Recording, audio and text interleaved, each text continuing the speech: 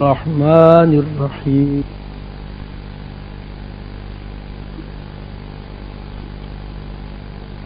الحمد لله رب العالمين الرحمن الرحيم مالك يوم الدين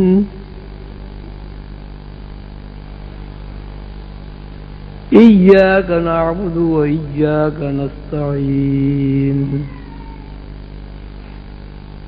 اهدنا الصراط المستقيم صراط الذين أنعمت عليهم غير المغضوب عليهم ولا الضالين.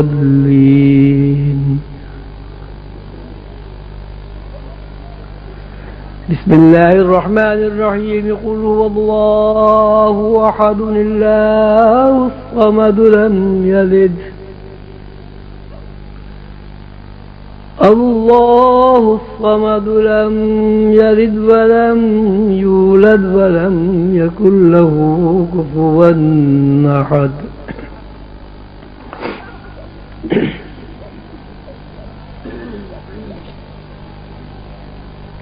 محترم سامعین،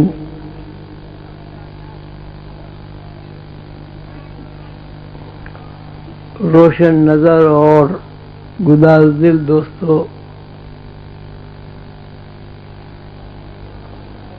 عزیزو، ساتھیو اور میرے روحانی سفر میں شریک قافلے کے لوگوں،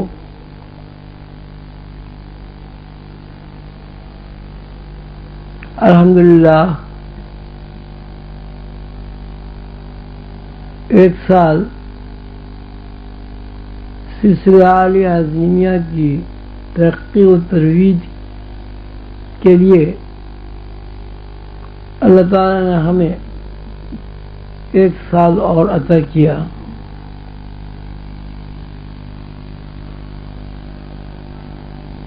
میں بھی خوش ہوں، آپ حضرات بھی اس بات سے خوش ہیں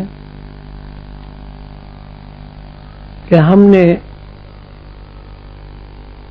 جس راستے پر قدم بڑھایا تھا، تمام تر مشکلات، پریشانیوں اور ثبوتوں کے باوجود ہمیں ہر قدم پر حضور قلندر بابا اولیاء رحمۃ اللہ علیہ کا تعاون حاصل رہا۔ سلسلے کے ذمہ داروں میں سے اور اراکین سلسلہ میں خواتین و حضرات میں سے کوئی ایک فرد ایسا نہیں ہے جو اس بات کا شاہد نہ ہو کہ سلسلہ عالیہ عظیمیہ کے کسی بھی فرد نے جب بھی کوئی اس مشن کی ترویج اور ترقی کے لیے کوئی ارادہ کیا اور ارادے کو عملی جامع پہنانے کے لیے قدم بڑھایا، اللہ تعالی نے وسائل فراہم کر دیے۔ ہمیں کبھی اس بات کا شکوہ نہیں رہا کہ ہم بے سر و سامان ہیں، کبھی ہم نے اس بات کی کمی محسوس نہیں کی کہ فلاں کام اس لیے نہیں ہوا کہ وسائل نے ہمارا ساتھ نہیں دیا۔ اتنے تجربات اور مشاہدات کے بعد سلسلہ عالیہ عظیمیہ کے افراد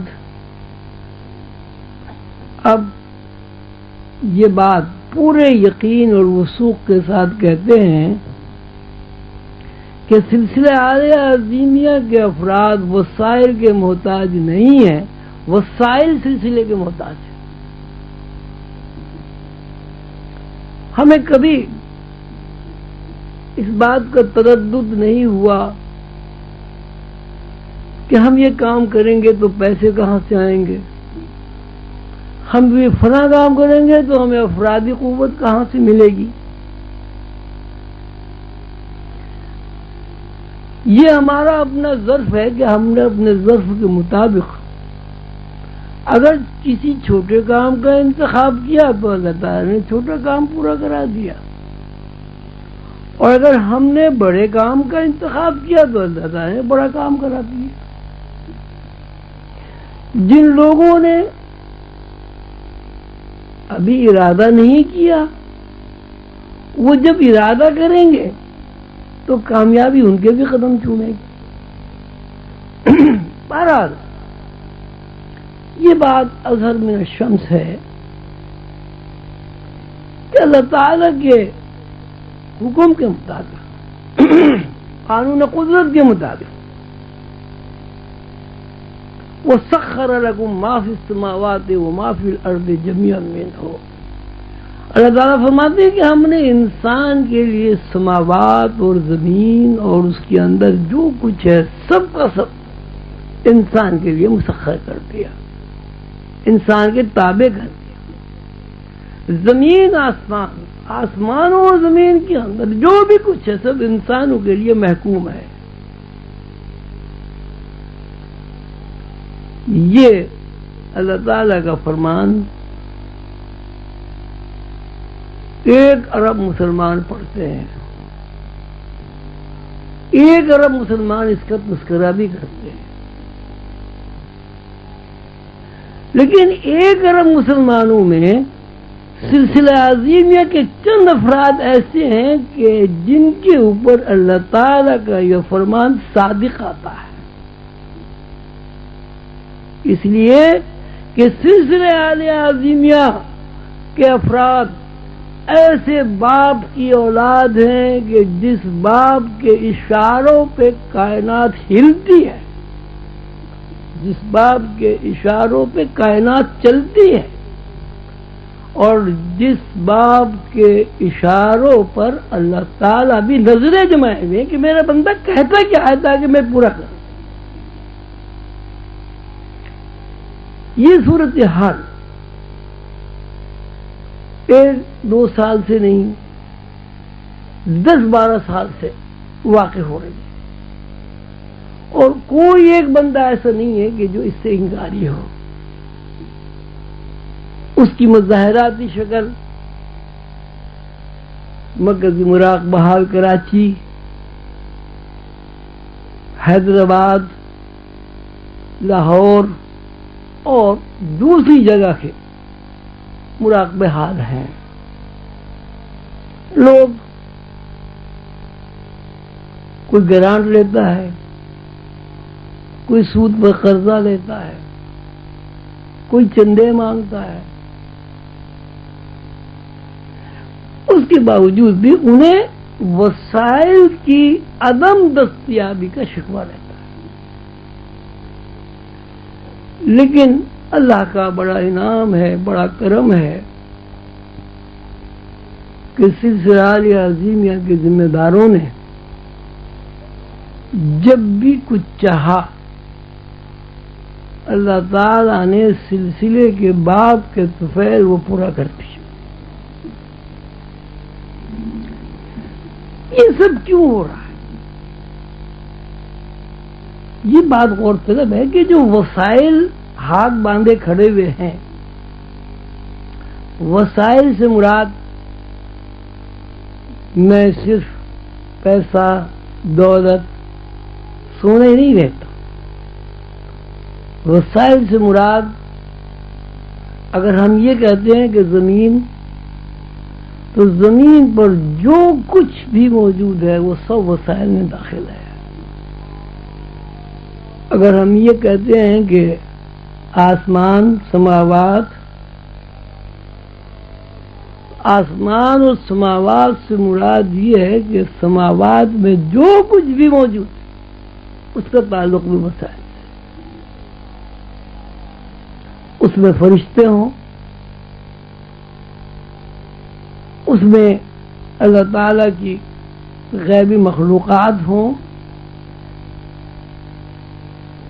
ملائکہ انصری ہوں، ملائکہ سماوی ہوں، ملائکہ اعلیٰ ہوں، مقربین ہوں، حاملان عرش ہوں، اللہ تعالیٰ کے قانون کے مطابق وَسَخَّرَ لَكُم مَّا فِي السَّمَاوَاتِ وَمَا فِي الْأَرْضِ جَمِيعًا مِّنْهُ، ہر چیز انسان کے لیے محکوم کر دی گئی ہے۔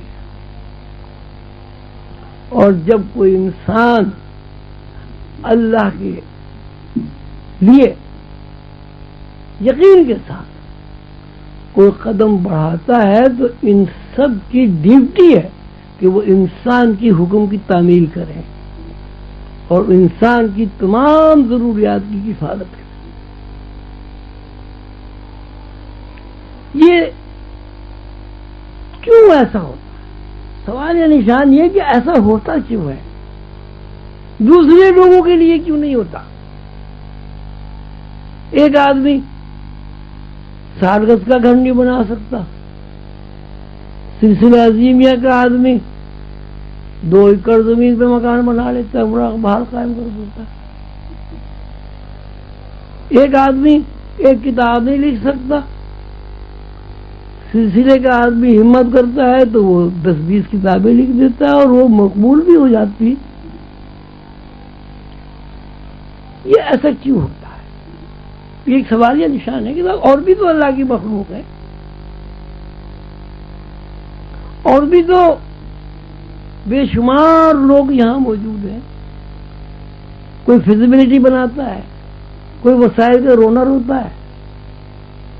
ہمارے یہاں صورت حال یہ ہے کہ وسائل ہمارے یہاں زیر بحث ہی نہیں، ہم تو کہتے ہیں وسائل کیا چیز ہوتے ہیں، ہمیں کام کرنا ہے، اللہ کے لیے کرنا ہے کام۔ جب اللہ کے لیے کام کرنا ہے، اگر ہم وسائل کے محتاج ہیں تو اللہ کے لیے ہم کام کیسے کریں گے؟ اور اگر وسائل کی تقدم میں ہی ہمیں پڑا رہنا ہے پھر اللہ کے لیے کام کرنے کی کیا ضرورت ہے؟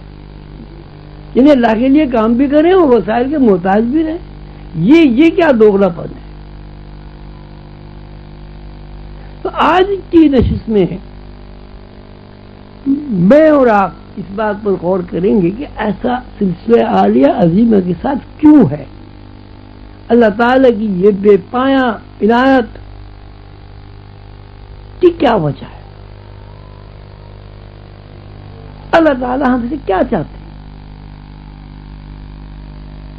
یہ جہاں تک وسائل کا تعلق ہے، وسائل کی محکومیت کا تعلق ہے، وہاں عام آدمی بھی اس سے مستفید ہو رہا ہے۔ مثلا اب ہوا زندگی کے لیے ایک اتنا بڑا وسیلہ ہے کہ ہوا کے بغیر زندگی زیر بحث ہی نہیں آتی۔ تو کوئی آدمی چاہے یا نہ چاہے، کوشش کرے یا نہ کوشش کرے،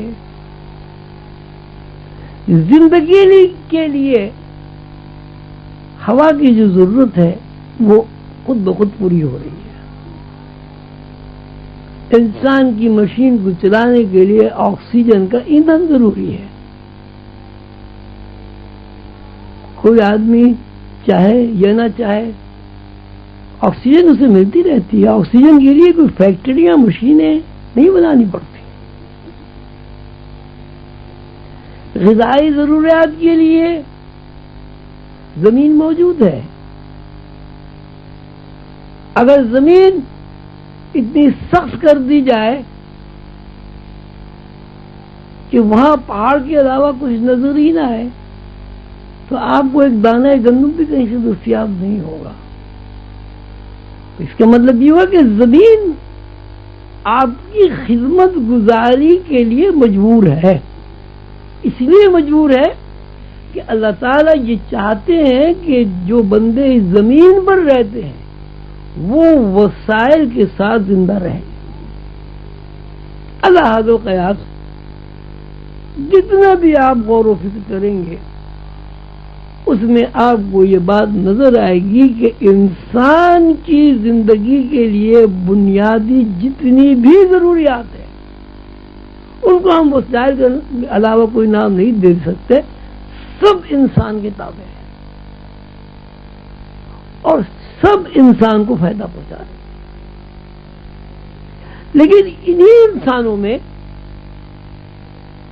لوگ روتے بھی ہیں، لوگ شکوہ بھی کرتے ہیں، لوگ وسائل کی کمی سے پریشان بھی ہوتے ہیں، اور کبھی کوئی یہ نہیں سوچتا کہ جو بنیادی ضروریات ہیں وہ تو کبھی کبھی نہیں ہوتی. مثلا کھانا ایک بنیادی ضرورت ہے، مثلا لباس ایک بنیادی ضرورت ہے، مثلا چھت ایک بنیادی ضرورت ہے انسان کے لیے. اس کے لیے کوئی آدمی جدوجہد کرے یا نہ کرے، اللہ تعالیٰ ایسے وسائل و اسباب فراہم کرتے رہتے ہیں کہ یہ ضرورتیں از خود پوری ہوتی ہیں. ثابت ہوا کہ عام انسان کے لیے بھی وسائل پابند ہیں کہ انسان کی خدمت گزاری پر مستعد رہے. اب ان میں ایک گروہ ایسا ہے کہ اس کے باوجود کہ تجربہ یہ ہے کہ وسائل انسان کے پابند ہیں، وہ وسائل کا شکوہ بھی کرتا رہتا ہے اور وہ بھی روتا بھی رہتا ہے. اب دو صورتیں ہمارے سامنے ہیں کہ ایک انسان کی بہت بڑی تعداد وہ ہے کہ جو وسائل استعمال کرتی ہے لیکن کبھی اس طرح غور نہیں کرتی کہ میری زندگی میں کام آنے والے وسائل وافر مقدار میں مجھے ہر وقت، ہر آن اور ہر لمحہ دستیاب ہے. لیکن دوسرے گروہ اس انسانوں میں وہ کہ بہت تھوڑا سا ہے، وہ غور و فکر کرتا ہے کہ اللہ تعالیٰ نے ہمیں اپنی مرضی سے پیدا کیا، جب تک ہمیں یہاں رکھنا ہے اس نے ہمیں زندہ رکھا، اور جب اس کا دل چاہا اس نے ہمیں یہاں سے بلا لیا. اس کا مطلب یہ ہوا کہ یہاں پیدا ہونا اللہ تعالیٰ کی مرضی کے تحت ہوا، اور زندہ رہنے کے لیے وسائل کی فراہمی قانون قدرت کے لیے مجبوری ہوئی. اگر قانون قدرت وسائل فراہم نہیں کرے گی تو ہر انسان مر جائے گا، اور جب انسان مر جائے گا تو دنیا کی رونق قائم نہیں رہے گی. تو یہ ایک سلسلہ ہے. روحانیت میں ایک کیفیت ہے، ایک مقام ہے، ایک اصطلاح ہے جس کو استغنا کا نام دیا جاتا ہے. استغنا سے مراد یہ ہے کہ کسی انسان کے اندر سے وسائل کی محتاجی کا تصور ختم ہو جائے. اور جب تک کسی انسان کے اندر سے وسائل کی محتاجی کا تصور ختم نہیں ہوتا، وہ وسائل کے گورکھ دھندے سے آزاد نہیں ہوتا، اور جب تک کوئی آدمی وسائل کی غرض سے آزاد نہ ہو وہ اللہ تعالیٰ کی قربت اسے نصیب ہی نہیں ہوتی. اس لیے تو وسائل میں پھنسا رہے گا. تو استغنا ایک ایسا مقام ہے کہ اس میں سالک کو اس بات کی پریکٹس کرائی جاتی ہے کہ بار بار اس کی زندگی میں ایسے حالات و واقعات پیش آتے رہتے ہیں کہ بالآخر وہ مجبور ہو جاتا ہے اس بات پر کہ وہ یقین کرے کہ یہاں جو کچھ ہے سب اللہ ہی اللہ ہے، باقی کچھ نہیں. جب تک مشاہدات نہیں ہوں گے، جب تک تجربہ نہیں ہوگا، جب تک انسان بار بار کسی کیفیت سے نہیں گزرے گا، اس وقت تک اس کے یقین کی تکمیل نہیں ہوتی. تو سلسلے عالیہ عظیمیہ میں وسائل کی محتاجی کا نہ ہونا، وسائل کی پابندی نہ ہونا، ہر کام کے لیے جو انسان سلسلہ عالیہ عظیمیہ کا انسان اللہ کے لیے طے کر لیتا ہے اس میں کامیاب ہونا، یہ دراصل سلسلہ عالیہ عظیمیہ کے کارکنان کے لیے ایک مسلسل اور متواتر تجربہ اور مشاہدہ ہے تاکہ اس کے اندر یقین کا پیٹرن پیدا ہو۔ اب کیسے آپ یقین نہیں کریں گے کہ بھائی ایک آدمی ایک لنگی لے کر ایک زمین پر آ کے بیٹھ جاتا ہے، کھانے کو بھی پاس پیسے نہیں ہوتے، 5-6 سال میں وہاں بلڈنگ کھڑی ہو جاتی ہے۔ دوسرا آدمی دبلا پتلا سوکھا ہوا ایک زمین پر جا کے بیٹھ جاتا ہے، وہاں جامع عظیمیہ قائم ہو جاتا ہے۔ تیسرا آدمی اللہ کے بھروسے پر ایک زمین پر کھڑا ہو جاتا ہے، وہاں جناب اٹک کا مراقبہ حال بن جاتا ہے۔ ایک پروفیسر ٹیچر، اس کی بیچاری کی کیا حیثیت ہے دنیاوی اعتبار سے، وہ کہتا ہے کہ صاحب مراقبہ حال بنانا ہے، اس کے اپنے گھر کا خرچہ پورا نہیں ہو رہا، معاشی پریشانی مبتلا ہے، لیکن جب اللہ کے لیے وہ کھڑا ہوا تو معلوم ہے چنوٹ میں ایک مراقبہ کھڑا ہو گیا، بلڈنگ بن گئی۔ آدمی 50 گز پہ گھر نہیں بنا سکتا، ایک ٹیچر نے ایک مراقبہ حال بنا کے کھڑا کر دیا ہے۔ اسی طرح جتنے بھی ہمارے ساتھی اللہ کے لیے اٹھے، جس طرح انہوں نے کوشش اور جد و جہد کی، انہیں کامیابی ہوتی چلی گئی، اور اگر کہیں کامیابی نہیں ہوئی تو آپ یقین کریں ان کی کوشش میں نقص واقع ہے، اور ان کے اندر یقین کا پیٹرن ابھی مضبوط اور مستحکم نہیں ہوا۔ جن لوگوں کے اندر یقین کا پیٹرن مستحکم اور مضبوط ہو گیا، اللہ کے قانون کے مطابق اس مٹی کا ایک ایک ذرہ اس کے حکم کا پابند ہے۔ دولت کیا چیز ہے؟ سونا کیا چیز؟ مٹی کے ذرات کا نام ہی تو سونا ہے۔ کس کی ذرات کا نام آپ نے لوہا رکھ دیا، انہی مٹی کے ذرات کا نام آپ نے تانبا رکھ دیا، انہی مٹی کے ذرات کو آپ پیتل کہتے ہیں، وہی مٹی کے ذرات سونا ہے۔ سونے میں لوہے میں کیا فرق ہے؟ سونا بھی مٹی ہے، لوہا بھی مٹی ہے۔ بات یہ ہے کہ سونے کو ایک اہمیت دے دی گئی ہے وسائل میں، وہ اہمیت انسانوں کی دی ہوئی ہے، اللہ کی دی ہوئی کوئی اہمیت نہیں۔ اللہ کے نزدیک تو وہ مٹی ہے، مٹی کے ذرات ہی ہے۔ تو یہ جو وسائل کی فراوانی ہے، اس کی بنیاد یہ ہے کہ حضور قلندر بابا اولیاء رحمۃ اللہ علیہ یہ چاہتے ہیں کہ سلسلہ عالیہ عظیمیہ کے ہر فرد کو یہ تجربہ اور مشاہدہ کرا دیا جائے کہ اے عظیمی بندے، تو وسائل کا محتاج نہیں، وسائل تیرے محتاج ہے۔ اور جب وسائل کی پابندی سے ذہن آزاد ہوگا تو ظاہر ہے وسائل پیدا کرنے والے کی طرف ذہن متوجہ ہو جائے گا، اور جب تک انسان کا ذہن وسائل میں گھرا رہے گا، وسائل اس کے اوپر مسلط رہیں گے، ایسے کریں ویسے کریں کیسے کریں، تو اس کا ذہن وسائل میں گرفتار رہے گا، اور جو وسائل میں گرفتار رہے گا تو وسائل بنانے والی ہستی سے اس کا ربط اور تعلق قائم نہیں ہوگا۔ میں نے ابھی قل اللہ شریف کی آیت آپ کے سامنے پڑھی، قل واللہ احد اللہ الصمد لم یلد ولم یولد ولم یکن لہ کفوا احد۔ قرآن پاک کی سورت پہ پہلے بھی بیان ہو چکا ہے۔ حضور قلندر بابا اولیاء رحمۃ اللہ علیہ نے بھی استغنا کے ضمن میں سورہ اخلاص کو بڑی اہمیت کا حامل قرار دیا ہے۔ اللہ تعالیٰ فرماتے ہیں کہ اللہ ایک ہے، مخلوق ایک نہیں ہوتی۔ اللہ احتیاج ہی نہیں رکھتا، اور مخلوق احتیاج کے بغیر مخلوق ہی نہیں ہوتی۔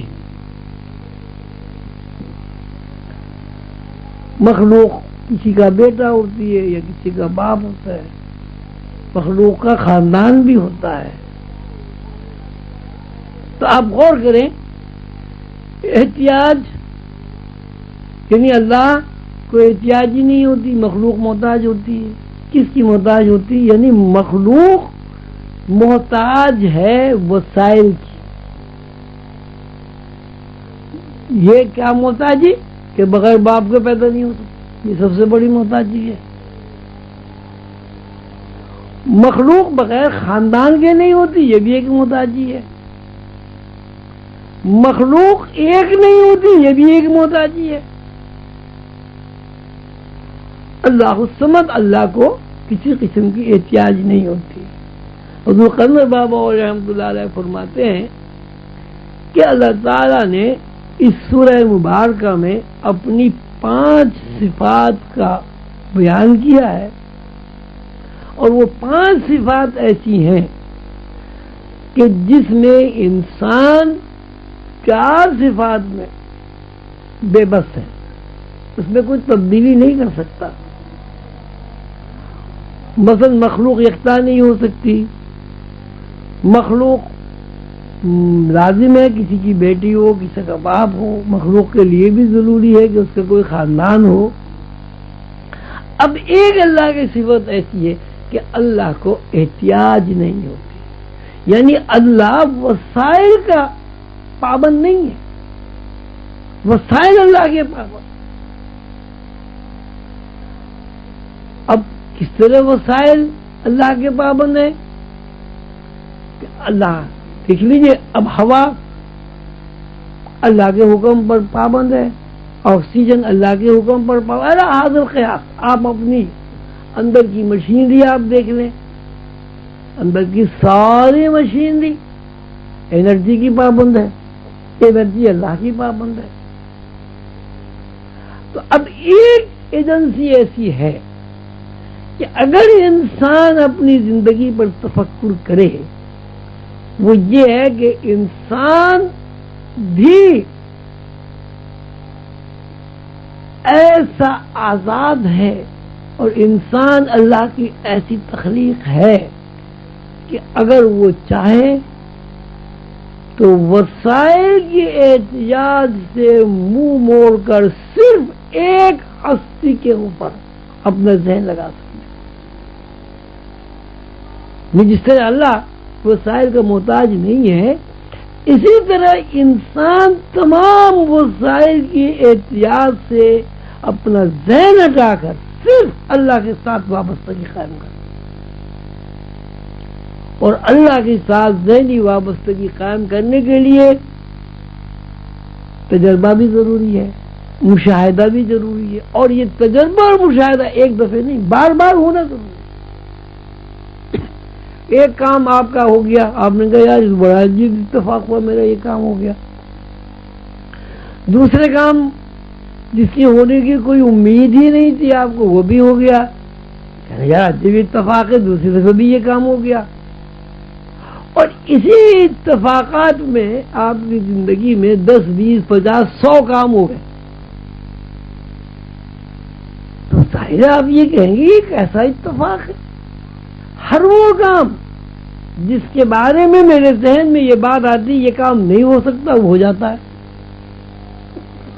تو لامحالہ اس تجربے کی بنیاد پر آپ کا ذہن اس طرف جائے گا کہ بھئی اللہ جو چاہتا ہے وہ ہو جاتا ہے.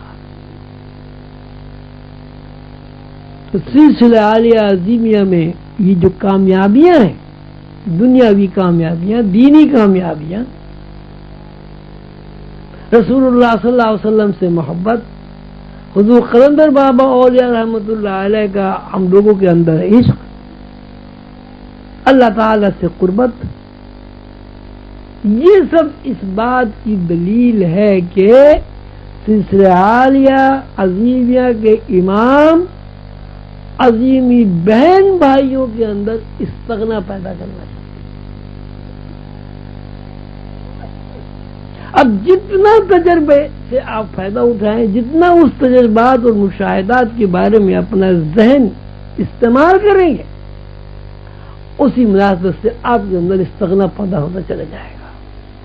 اور جب کسی انسان کے اندر استغنا پیدا ہو جاتا ہے تو اس کا ذہن وسائل سے ہٹ جاتا ہے، اور اس کی جو زندگی، صحیح زندگی، معصوم زندگی، لاشعوری زندگی، اس کے اوپر غالب آ جاتی اور شعوری زندگی مغلوب ہو جاتی ہے۔ ہر آدمی جو یہاں بیٹھا ہوا ہے، ایک چھوٹا سا بچہ تھا، اس چھوٹے سے بچے کے ذہن میں نہ وسائل ہیں، نہ کوئی اپنی ذاتی خواہش ہے، نہ کوئی چوائس ہے، نہ کوئی اس کے اندر اپنی انا ہے، نہ کوئی اس کے اندر اپنی سوچ ہے، اور تمام وسائل اس بچے کو فراہم ہے۔ آپ سب سامنے ہیں، آپ سبھی جتنے بھی لوگ ہیں سب بچپن سے نکل کے جوانی میں آئے، جوانی سے نکل کے بڑھاپے میں جا رہے ہیں۔ تو اس کی مطلب ہے کہ ہماری زندگی کی جہاں ابتدا ہوئی وہاں وسائل زیر بحث ہی نہیں آتے۔ شعور کے کسی حصے میں وسائل کی محتاجی نہیں ہے، لیکن ضروریات زندگی پوری طرح فراہم ہے۔ آپ کہتے ہیں صاحب والدین نے ضروریات زندگی فراہم کی، بہت اچھی بات ہے، والدین نے ضروریات زندگی فراہم کی۔ ہم یہ کہتے ہیں کہ والدین کے دل میں اللہ بچوں کی محبت نہ ڈالے۔ اب دیکھیں، ایک ماں ہے، اس کے 2 بچے ہیں، دوسری ماں ہے، اس کے بھی 2 بچے ہیں۔ کیا ہر ماں ہر بچے سے یکساں محبت کر سکتی ہے؟ میرا اپنا تجربہ یہ ہے کہ آپ اپنے بچے کو گود میں اگر 1 گھنٹے تک بٹھا سکتے ہیں، 1 گھنٹے تک اسے گود میں لے کر ٹہلا سکتے ہیں،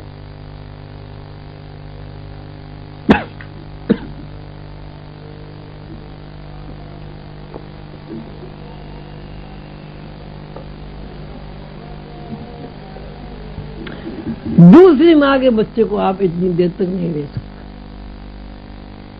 جس طرح آپ اپنے بچے کے لیے پوری رات اپنی نیند خراب کر سکتے ہیں، محلے کے بچے کے لیے نہیں کر سکتے۔ یہ ایک ایسا حقائق ہے جس سے کوئی آدمی انکار نہیں کر سکتا۔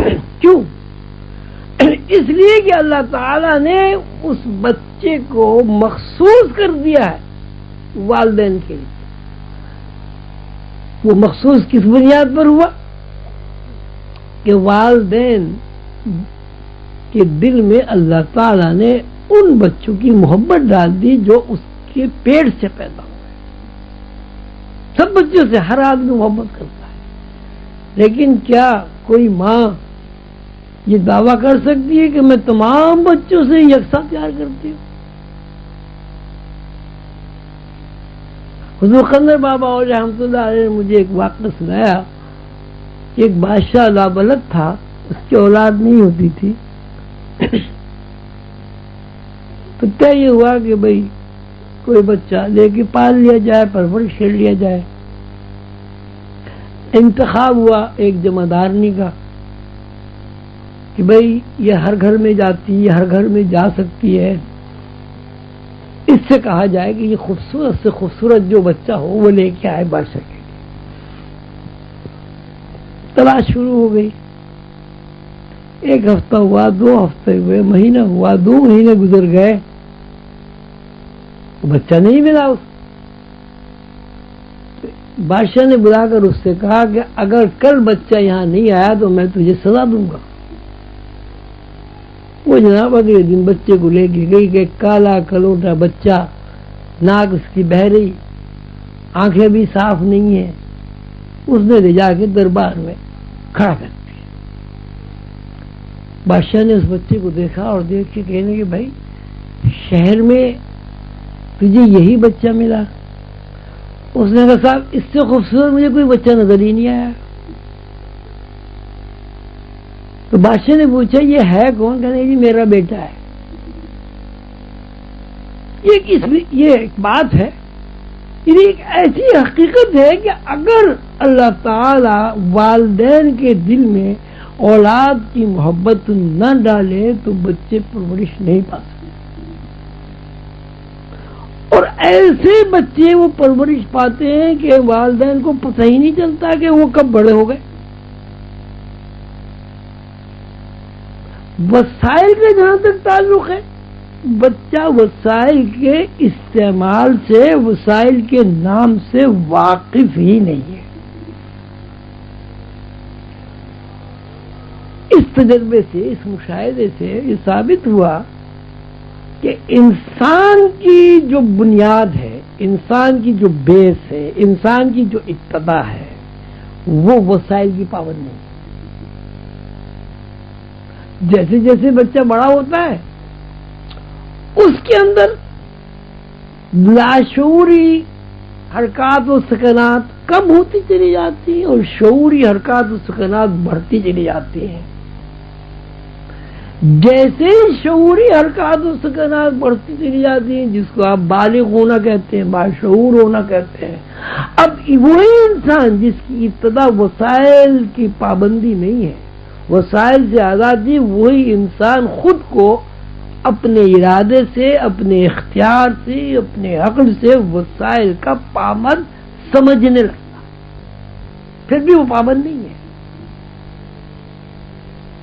صورتحال یہ ہے کہ جو انسان وسائل کا پابند ہوگا اس کا ذہن کبھی وسائل بنانے والے کی طرف نہیں جائے. وسائل کی پابندی سے آپ کا ذہن ہٹے گا تب آپ اس طرف دیکھیں گے جو وسائل بنانے والا ہے، یعنی اللہ. تو ہمارے سلسلے میں یہ جو آپ کو پیدر پہ 7 دن پہلے بات ہو رہے ہیں، کسی کو دم کر دیا وہ اچھا ہو گیا، کسی کو تعویذ لکھ دیا وہ اچھا ہو گیا. آپ یقین کریں اچھے وہ نہیں ہوتے جن کا اپنا یقین کمزور ہوتا. حضور قلندر بابا اور رحمۃ اللہ علیہ نے مجھ سے فرمایا، میں کہا جی اتنا لمبا تعویذ اور یہ لکھو اور وہ لکھو، میں تو اس علم سے واقف بھی نہیں ہوں، میری سمجھ میں بھی نہیں آتا. کہنے خواجہ صاحب آپ ایک لکیر کھینچ دیا کریں، بڑے سے بڑا جو تعویذ کام کرے گا آپ کی لکیر کام کرے گی. میں نے سوچا بھئی لکیر کیسے کام کرے گی؟ تعویذ کیا چیز ہے؟ ایک ذہن کی حرکت ہے، ایک آپ کا یقین ہے. جب مریض کو آپ کوئی چیز دیتے ہیں، کوئی چیز پڑھنے کو بتاتے ہیں، کوئی تعویذ دیتے ہیں یا کوئی مشورہ دیتے ہیں، آپ کے ذہن کی ایک حرکت ہے. اب اس ذہن کی حرکت کے لیے آپ ایک پوری صاحب کا کاغذ لکھ دیں، ایک لکیر نکال دیں، ایک نقطہ لگا دیں، بات تو ایک ہی، مقصد تو ذہن کی حرکت ہے. تو انسان یقین کے علاوہ کچھ ہے بھی نہیں ہے. جتنے لوگ یہاں بیٹھے ہوئے وہ اس یقین کی بنیاد پر بیٹھے ہوئے کہ ہم زندہ ہیں. اگر ہمارے اندر سے یقین نکل جائے کہ ہم زندہ نہیں ہیں تو یہاں جتنے بیٹھے ہیں سب مردہ. حضور قلندر بابا اور رحمۃ اللہ نے مجھ سے فرمایا کہ کوئی آدمی جب تک دل سے نہ چاہے وہ مر نہیں سکتا. جتنے آدمی مرتے ہیں اپنے یقین سے مرتے ہیں اور موت کو قبول کرتے ہیں تو مرتے ہیں. فرمایا کہ انسان اشرف المخلوقات ہے، ملک الموت اس اشرف المخلوقات کا غلام ہے، پابند ہے. اگر ملک الموت کو یہ اختیار دے دی جائے کہ وہ اپنی مرضی سے انسان کی روح قبض کر دے تو انسان اشرف المخلوقات نہیں رہے گا، ملک الموت اشرف المخلوقات کے دائرے میں آ جائے گا. جبکہ انسان کے علاوہ کائنات میں کوئی بھی اشرف المخلوقات کوئی انسان اس بات کو جانے یا نہ جانے، جتنے فرشتے ہیں وہ بڑے فرشتے ہوں، چھوٹے فرشتے ہوں، اسرافیل والے فرشتے ہوں، میکائیل فرشتے ہوں، اسرائیل فرشتے ہوں، ملک الموت ہو. مجھے ایک واقعہ سنا ہے کہ حضرت بہاؤالدین ذکریہ ملتانی رحمۃ اللہ علیہ بیمار تھے. ایک بزرگ دروازے پر آیا، انہوں نے دستک دی. باہر بیٹا بڑا بیٹا کیا تو ایک بزرگ کھڑے ہوئے تھے. انہوں نے کہا کہ بھائی اپنے ابا کو یہ خط دیتے نا ہمارا. تو ان کا صاحب اندر آئیے گا؟ نہیں بس ہم یہاں کھڑے ہیں، بتا دیجئے کہ ہمارے لیے کیا حکم ہے. بیٹے نے باپ کو خط دے دیا. انہوں نے پڑھا اور پڑھنے کے بعد یہ فرمایا کہ بھئی ان سے کہنا کہ آدھے گھنٹے کے بعد آپ تشریف لائیں. بیٹے نے جا کے کہہ دیا کہ ابا کہہ رہے ہیں آدھے گھنٹے کے بعد آنا. وہ چلے گئے. بہاؤالدین ذکریہ ملتانی نے جو ضروری کام کرنے تھے وہ کیے اور انتقال ہو گیا، مر گئے. تجہیز و تدفین کے بعد خیال آیا بیٹے کو کہ ایک بزرگ آئے تھے، وہ کون تھے؟ اور ان کو ابا نے کہا تھا آدھے گھنٹے کے بعد آنا، وہ تو آئے نہیں. خط بھی دیا تھا انہوں نے، اور وہ خط کی تلاش ہوئی تو وہ مل گیا بسترے میں سے، تکیے کے نیچے تھا وہ خط. اس میں لکھا تھا کہ میں آپ کی خدمت میں حاضر ہوا ہوں، بڑی سرکار سے آپ کا بلاوا ہے، بتائیے میرے لیے کیا حکم ہے. نیچے لکھا تھا اسرائیل ملک الموت. وہ جناب وہ کہا آدھے گھنٹے کے بعد آئیے. ملک الموت ہے، آدھے گھنٹے کے بعد انہیں لے گئے. کیوں؟ اس لیے کہ بہاؤالدین ذکریہ ملتانی رحمۃ اللہ علیہ اشرف المخلوقات ہونے کے علم سے واقف تھے. لیکن انہوں نے غوث علی شاہ صاحب نے ایک واقعہ لکھا دستور غوثیہ میں کہ کلیئر شریف میں ایک صاحب تھے فقیر، ان کا نام تھا کافر شاہ. ایک دن وہ انہیں نہر کے کنارے لے گئے، وہاں باتیں کرتے رہے. اور اس کے بعد انہوں نے کہا کہ بھائی بات یہ کہ ہمارا تو بلاوا آ گیا ہے، ہم تو اب جا رہے ہیں اور تم کوئی پریشان نہیں ہونا. وہ جناب لیٹ گئے اور لیٹ کے بعد ان کا دیکھو بھائی اب میرے پیروں کی جان نکل گئی، اب میری ٹانگوں کی جان نکل گئی، اب میری جان سینے میں آ گئی، اب میری حلق میں آ گئی، اب میں اچھا بھائی خدا حافظ، اور مر گئے. تو یہ بڑے حیران ہوئے کہ یہ بھی کوئی مرنے کا طریقہ ہے. تھوڑی دیر کے بعد سورج غروب ہو گیا، شام ہو گئی. اب انہیں یہ خیال آیا کہ رات بھر جنگل میں لاش پڑی رہے گی، پتہ نہیں اس میں کوئی بھوت گھس جائے، کوئی جانور کھا جائے اس لاش کو. بیچارے بیٹھے رہے. عشاء کی نماز بھی گئی، مغرب کی نماز بھی گئی. صبح کی اذان کے وقت انہوں نے کہا کہ بھائی میں نے تیرے ساتھ کیا زیادتی کی تھی، کیا میں نے تیری ساتھ برائی کی تھی جو تو نے مجھے اتنی بڑی سزا دی. ساری رات مجھے یہاں تو نے اٹھائے رکھا، میری نماز بھی گئی، میں کہیں اٹھ کے جا بھی نہیں سکتا. ابھی وہ یہ سوچ ہی رہے تھے اور اس سے شکوہ کر رہے تھے. وہ جو کافر شاہ تھے وہ اٹھ کے بیٹھ گئے. جب وہ اٹھ کے بیٹھ گئے تو غوث علی شاہ صاحب لکھتے کہ مجھے یہ گمان گزرا کہ اس کے اندر کوئی بدروح حلول کرتی اور یہ کہیں میرے اوپر حملہ نہ کر دے. تو انہوں نے لاٹھی اٹھا کے کھڑے ہو گئے مارنے کے لیے کہ اگر اس نے کوئی حرکت کی اس کے سر پہ ماروں گا.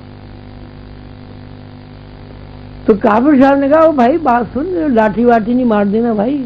یہ اور گھبرائے ہوگا بدروح کہ بھائی کوئی بدروح نہیں، بات سن. اچھا تو ذرا تھوڑی دور کھڑا ہو جائے. وہاں کھڑے ہو کے بات. خیر یہ کہ ہمت کر کے کھڑے ہو گئے، لاٹھی مضبوط پکڑ کے ہاتھ. کہنے کہ بھائی دیکھو بات یہ کوئی بدروح نہیں ہے. ابھی یار تو شکوہ کر رہا تھا کہ کہاں مر گیا کیا ہو گیا. میں بھائی تو اپنا نماز روزہ کریے، میں تھوڑی دیر میں مر جاؤں گا. تو انہیں غوث علی صاحب کو بڑی حیرت ہوئی کہ بھائی یہ کیسا مرنا ہوا. کہنے یہ بعد میں بتائیں گے، تو جو اپنا وضو کر لے، جو کچھ کرنا منہ ہاتھ دھو لے، فارغ فراغت سے ہو جا، پھر میں آ جا، پھر بات کر. یہ خیر اپنا گئے، جا کے جلدی جلدی گھبراہٹ میں وضو وغیرہ کر کے آئے، آگے پھر بیٹھ گئے. کہنے لگے بھائی یہ بتاؤ کہ تم واقعی مر گئے تھے؟ اگر مر گئے تھے تم زندہ کیسے ہو گئے؟ تو کہنے کے زندہ کیسے ہو گئے؟ اب جیسے میں ابھی 12 گھنٹے پہلے مر گیا تھا، اب میں پھر مرے جاتا ہوں.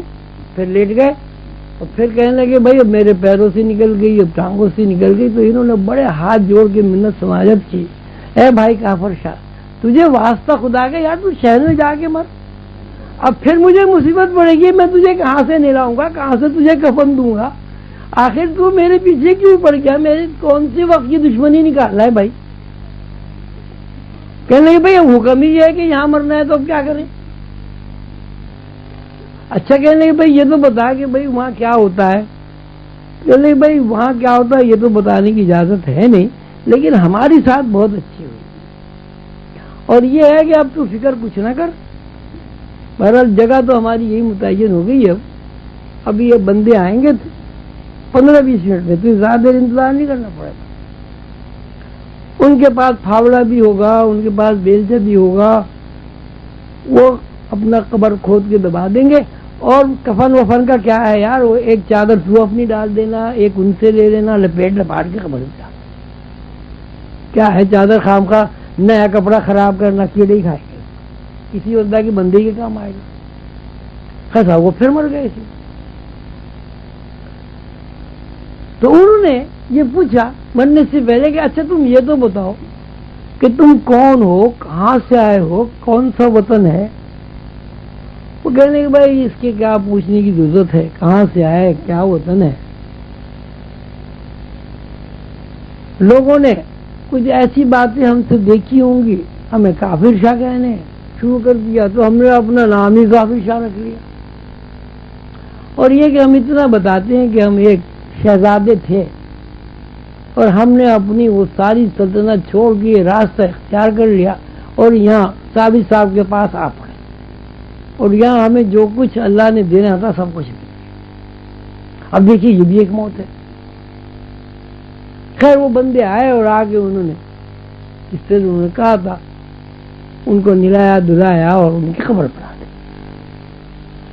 تو اب یہ دیکھیے، اب یہ صرف مخلوقات ہونے کی یقینی شہادت ہے کہ موت بھی اپنی اختیاری ہے. ملک الموت بھی مجبور ہے کہ پوچھ کر روح قبض کرے.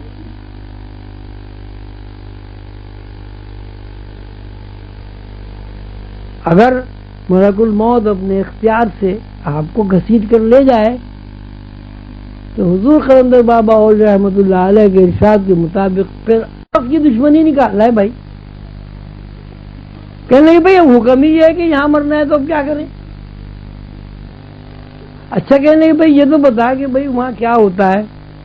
کہنے لگے بھائی وہاں کیا ہوتا ہے یہ تو بتانے کی اجازت ہے نہیں، لیکن ہماری ساتھ بہت اچھی ہوئی، اور یہ ہے کہ اب تو فکر کچھ نہ کر. بہرحال جگہ تو ہماری یہی متعین ہو گئی ہے، ابھی یہ بندے آئیں گے 15-20 منٹ میں، تو زیادہ دیر انتظار نہیں کرنا پڑے گا. ان کے پاس پھاوڑا بھی ہوگا، ان کے پاس بیلچہ بھی ہوگا، وہ اپنا قبر کھود کے دبا دیں گے. اور کفن وفن کا کیا ہے یار، وہ ایک چادر تو اپنی ڈال دینا، ایک ان سے لے لینا، لپیٹ لپاٹ کے قبر میں ڈال.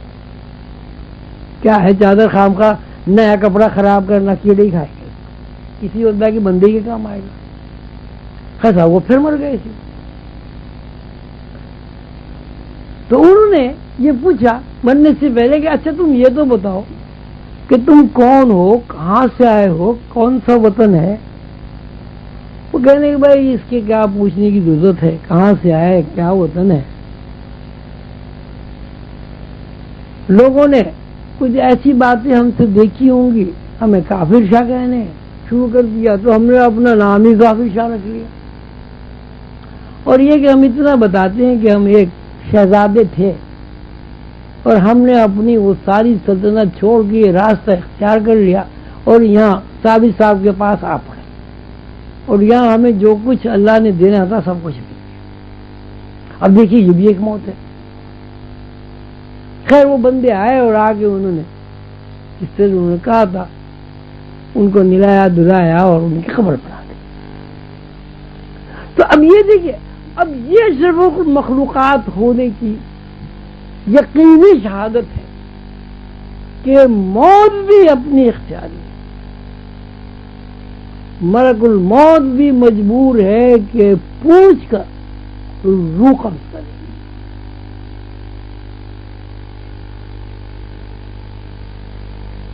اگر ملک الموت اپنے اختیار سے آپ کو گھسیٹ کر لے جائے تو حضور قلندر بابا اولیا رحمۃ اللہ علیہ کے ارشاد کے مطابق پھر آپ اشرف المخلوقات نہیں ہیں.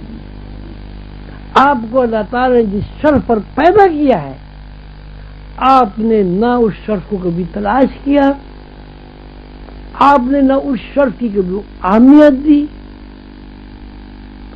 آپ نے جب اللہ تعالی کے دیے ہوئے شرف کو اہمیت نہیں دی، اس کو تلاش نہیں کیا، تو آپ اشرف المخلوقات کے دائرے سے نکل گئے. لیکن پھر بھی قانون قدرت یہ کہ چونکہ اللہ تعالی نے آپ کو اشرف المخلوقات بنا دیا ہے، وسائل آپ سے روگردانی نہیں کرتے. لاکھوں کروڑوں سال کی دنیا کی تاریخ میں ایک مثال آپ ایسی نہیں بتا سکتے کہ سورج نے کبھی آپ کو دھوپ دینے سے منع کر دیا. تاریخ انسانی میں کوئی ایک مثال آپ ایسی نہیں بتا سکتے کہ چاند نے اپنی چاندنی بچھانے کے لیے آپ سے انحراف کیا ہو. تاریخ انسانی میں کوئی ایسی مثال نہیں ملتی کہ ہوا نے انکار کر دیا ہو کہ میں انسان کی ضرورت پوری نہیں کر سکتا. سارے وسائل آپ کے محتاج ہیں. اب جب آپ خود ہی وسائل کو اپنے اوپر مسلط کر لیں، خود ہی اپنی نفی کر دیں، خود ہی اپنے لاشعور کو رد کر کے شعور کو اپنے اوپر غالب کر لیں، یہ حرمان نصیبی آپ کے خود اختیار کرتا ہے، اللہ تعالیٰ کی طرف سے نہیں. حضور قلندر بابا اولیا رحمۃ اللہ علیہ چونکہ وسائل کے ہیڈ ہیں، صدر الصدور ہیں، نظامت کے بڑے ہیں، وہ یہ چاہتے ہیں کہ عظیمی سلسلے کا ہر فرد اس بات سے واقف ہو جائے، عظیمی سلسلے کے ہر بندے کے ذہن میں یہ بات بطور شہادت محفوظ ہو جائے کہ عظیمی بندہ کبھی وسائل کا محتاج نہیں ہوتا، اگر محتاج ہوتا ہے تو صرف اللہ کا محتاج ہوتا ہے. یہی ہماری پریکٹس ہے، یہی ہمارے اسباق ہیں، اور یہی ہماری زندگی کا وہ روشن رخ ہے جو آپ کو دوسری کسی جگہ نہیں ملتا. حضور قلندر بابا اولیاء رحمۃ اللہ علیہ چاہتے ہیں والراسخون فی العلم یقولون آمنا بہ کل من عند ربنا. وہ چاہتے ہیں کہ عظیمی بندہ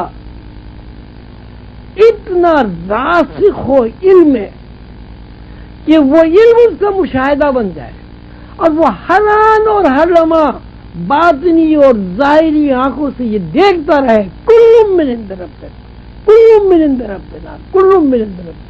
ہر چیز اللہ کی طرف سے ہو رہی ہے، ہر چیز کا حصول، ہر چیز کا نزول، ہر چیز کا صعود اللہ کی طرف سے، اور اس کے سامنے ان للہ و انا الیہ راجعون کی عملی تفسیر آتی ہے.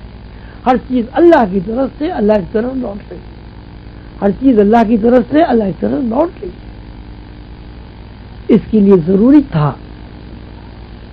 کیونکہ روحانی علم مشاہداتی علم ہے، روحانی علم یقین ہے،